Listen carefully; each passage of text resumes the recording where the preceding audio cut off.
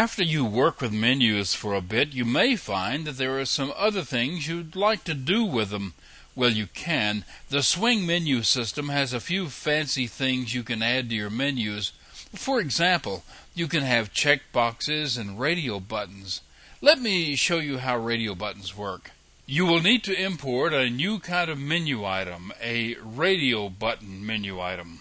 And you may want to declare your radio buttons so you can get to them later. After all, one of the purposes of a radio button is to click and stay clicked. And you may want to be able to read it.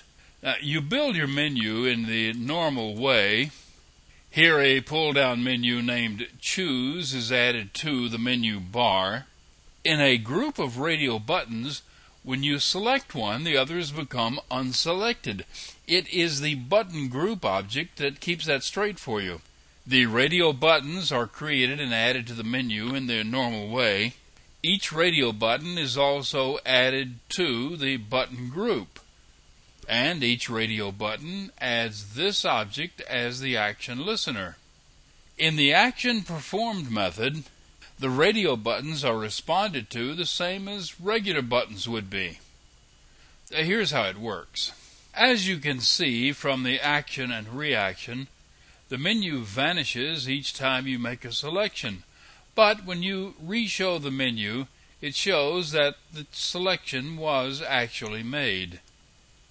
One of the things that's done a lot is the grouping of menu items. That's done by entering separators.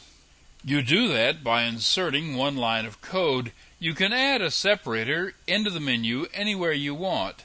Here's what it looks like. You can see how the separator sort of groups the menu items. Adding a submenu onto a menu is done the same way a pull-down menu is added to the menu bar.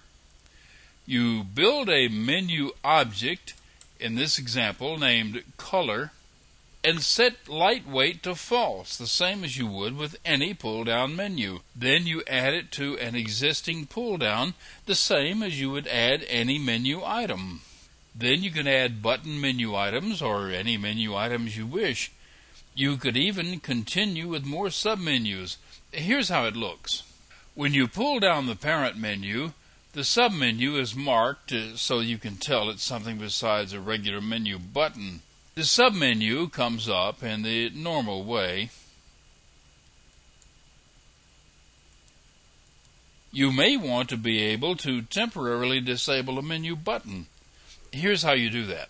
You build your menu in the normal fashion. No special items are needed on import. However, you will need to save a reference to the menu item you wish to disable. This is so you can get to it when you want to change its status. Everything can be done in the normal way. By default, all menu items are enabled.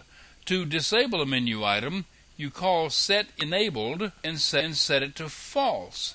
To enable the menu item again, you call setEnabled and set it to true. Here's what it looks like. You can see that the first menu item here is enabled, but select disabled and you can disable it.